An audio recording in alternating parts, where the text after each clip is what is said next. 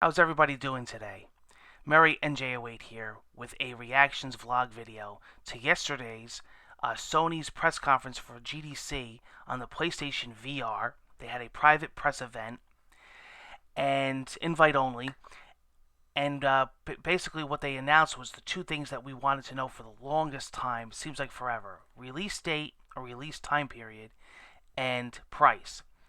So, PlayStation VR will be coming out this October 2016. No specific date yet, but October is the time window. As far as I know, pre-orders did not go live yet, and the price is going to be $399. So I did predictions. It was a little funny. I did predictions the day before. I was off 100 and I was off a month. I said $299 in September. It's $399 in October. But what are you gonna do? But that was just my initial predictions. What we know is that it will be coming in a special bundle. Actually, just today it was released on IGN and a couple other gaming outlets that there will be an actual bigger bundle available that'll be more than $399, because the big elephant in the room is that it needs the PlayStation camera and it needs two motion controls. Now, from what I understand, you don't necessarily need the motion controls. I guess some specific games do, but you could use it without. You could use your DualShock controller. But you definitely need the PlayStation camera, and then their reaction to that, their response to that was Sony, oh, well, most people have it. I don't know about that. But I'm guessing that the bundle is going to have the PlayStation VR, one or two motion controllers, and the camera. It also is going to be packaged with a PlayStation World demo disc to show off VR, which is cool. I guess this comes with like 5 or 6 games that best show the PlayStation VR off. So that's pretty cool. I've been waiting for VR for a really long time. I've been hyped about it when it was first announced. People are asking me, what do I think about the price?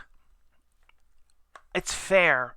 They're still making a profit, they claim, and they're still undercutting, you know, HTC, and they're also cutting Oculus Rift. So they're still below them. So they're still very competitive. I think that this is the VR that people are going to have in their homes that do want VR. I think this is going to sell very well. I'm always a day one, generation one buyer. It's just me. I like to test this stuff out so you guys don't have to. I get super hyped about, stuff that first comes out. The first iPad, the first Apple Watch, the first iPhone, the first iPod, all that. But the main thing of it is, and this is what people are asking me, is that, how successful do you think it is?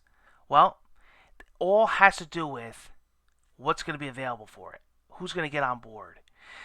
Everybody said, release date and price was their number one thing that they wanted to be addressed in this press conference. Not me. What I want to know is who's developing for it. How many titles? How are you going to get? We don't want it to become like a Connect or something that's going to be all this hype and it's just going to die out. The more developers get on board and we start really using this, I mean, first of all, I believe they said there's like 160 titles in development and like 50 at launch. That's really good, ranging from anywhere from like $10 to indies to digital to $60 retail games, to older games that are going to be updated to support it, to brand new games from scratch. They're saying Battlefront, Star Wars Battlefront is going to have a VR experience. Games like Tekken 7, Gran Turismo. We got some big heavy hitters coming out. Some games that are older that are going to support it. And what's really interesting about it is that they're actually going to have something called a cinematic mode, which is it will emulate and simulate older titles that aren't compatible with VR. You can still play them in your VR headset, meaning, like Far Cry or Skyrim or Minecraft or whatever you're playing on your PS4, you can actually sync it to your movies. You can sync it to your VRs. That's pretty cool. I like that option. I think that's really neat, and just that option alone, I think people are going to be really interested in this. But like I said, the more developers, hopefully E3 we're going to hear about a ton more developers getting on board, and that's what's going to really determine the not just PlayStation, VR in general. Oculus has got to get their guys, and the HoloLens or whatever else comes out in the Vive, and software is what runs a system. Without software, the system doesn't advance. The more people say, "Hey, listen, I want to do this," and sure, price is huge too, because you got to get the people in. You got to get the people, the VR in the people's homes. But people will spend whatever if the software library and the support is there, and that's the concern. Looks like so far pretty good. I got a list here that I got. I'm not going to read every single game because it's a very long list, but I'm going to just go skim through the big ones and mention what's coming and what'll be available. All right, Ace Combat 7, Allison Road, Atom Universe, Bad Bird, Battlezone, which looks pretty cool from what we've seen. Dead or Alive Extreme 3, that's going to be freaking awesome. Eagle Flight, Earthlight, Eclipse, Eve, Valkyrie, Faded, Final Fantasy 14 demo. Futuridium is getting updated for VR. That's an awesome game. Gran Turismo Sport, Harmonix Music VR, Headmaster, Job Simulator, Loading Human, Megaton Rainfall, Psychonauts, and the Rhombus of Ruin, Riggs, Robinson the Journey, that looks really sick with the dinosaurs, Rush of Blood, which is the Until Dawn roller coaster simulator, that looks insane. That roller coasters are going to be this main selling point, in my opinion. Star Wars Battlefront VR Experience, Tekken 7, The Deep, The Assembly, Mars 2030 Experience, The Modern Zombie Taxi, The Occasional Encounter, The Playroom, which will be a free downloadable app when you get VR. You'll be able to go and download The Playroom for free. Thumper, Tumbler, Trackmania Turbo, Vector 36, War Thunder, Wayward Sky, Werewolves Within, White Day, World of Diving, World War Tunes, and Zing, The Land Beyond. And like I said, I'm just skimming through the list here, but that's not a bad list at all. And then I would imagine that E3 is going to be heavily oriented with VR now that we know it's coming and how much.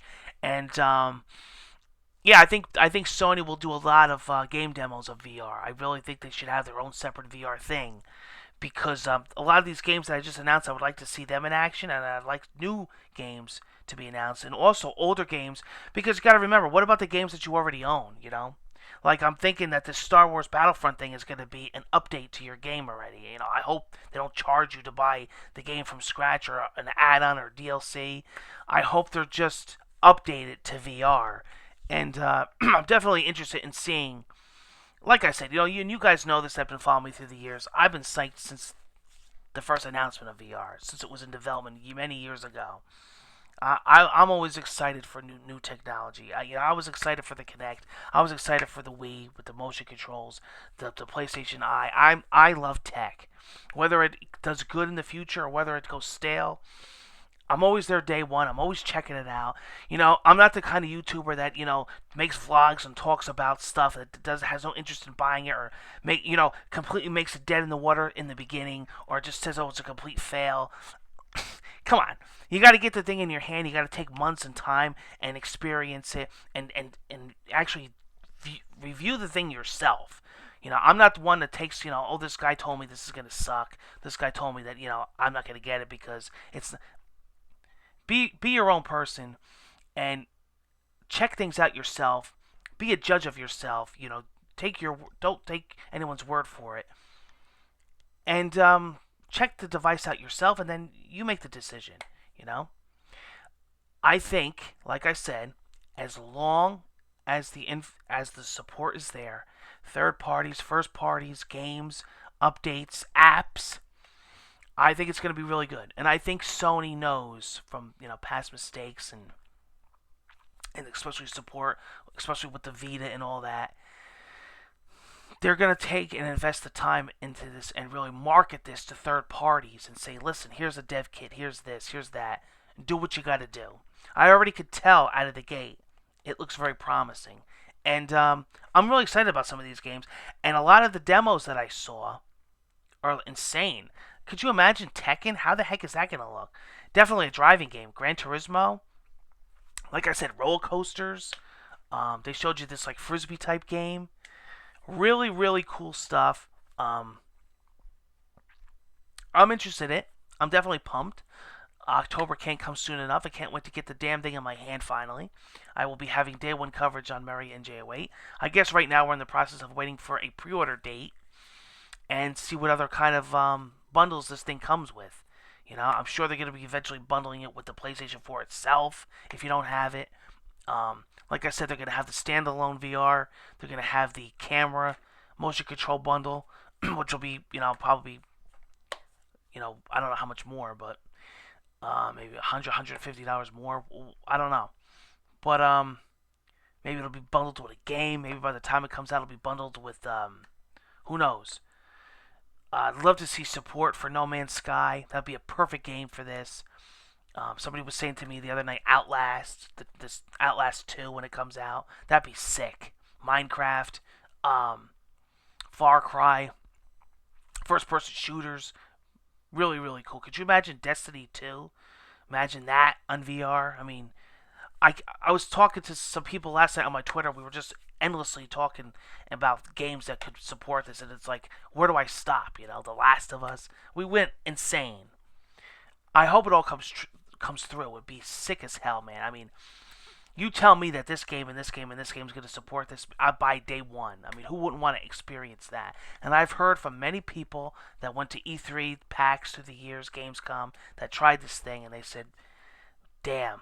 I mean, any VR headset, once you try it, you'll be hooked. You'll want one. And I always have that problem with stuff. I'm like, keep away. Once I go to a store and I try something, I'm like, I'm walking out with it.